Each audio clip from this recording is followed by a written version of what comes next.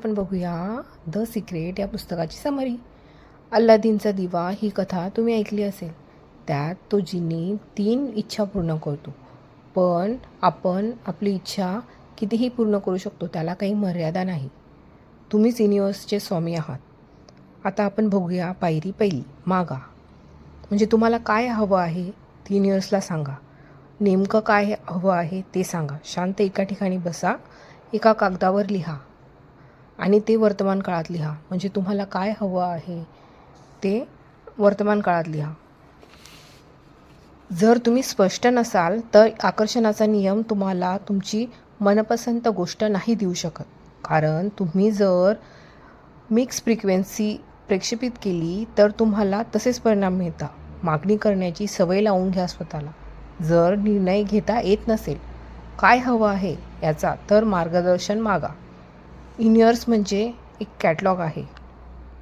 तुम्ही पान उलटत जाता आणि सांगता, मला हे हवं आहे, मला हा अनुभव हवा आहे, मला अशी व्यक्ती बनायला आवडेल. तुम्ही युनिवर्सला ऑर्डर सांगता तुमची. तुम्ही पुन्हा पुन्हा मागत राहण्याची गरज नाही, फक्त एकदाच मागा. पायरी दुसरी, विश्वास ठेवा. असा विश्वास बाळगा की ती गोष्ट तुम्हाला मिळालेलीच आहे. दृढ निष्ठा. याची जाणीव असू द्या की तुम्ही ज्या क्षणी मागता तेव्हा ते तुमचं झालेलंच असतं. विश्वास ठेवा की जरूर असेल तेव्हा या गोष्टी तुमच्याकडे आपोआप येतील. या गोष्टींबद्दल चिंता करू नका. तुम्हाला हव्या असलेल्या सर्व गोष्टी तुमच्यापाशी आहेत, तुमच्या मालकीच्या आहेत, तुमच्या झालेल्याच आहेत असे विचार मनात आणा. जर तुमच्या मनामध्ये ती गोष्ट अद्याप मिळालेली नाही हेच असेल तर तेच आकर्षित कराल.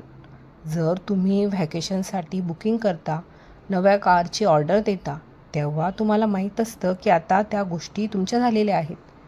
तुम्ही आणखी कुठे जाऊन त्याच अवधीत दुसरी कार घेऊन येणार नाही.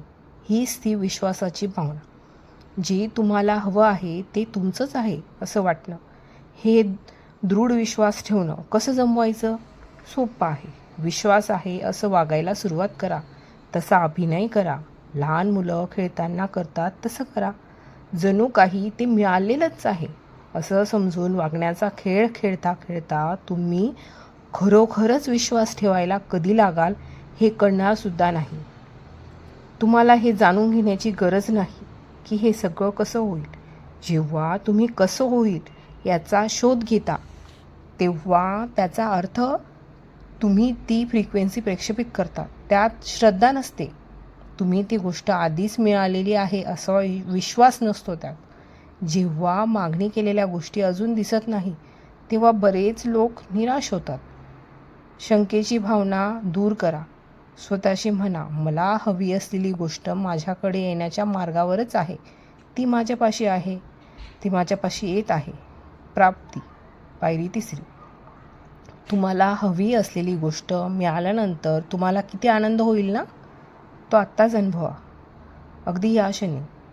तुम्ही अशा प्रकारे आनंदात असता तेव्हा तुम्ही स्वतःला त्याच फ्रिक्वेन्सीवर नेऊन ठेवता ज्या फ्रिक्वेन्सीवर तुम्हाला हवी असलेली ती गोष्ट आहे.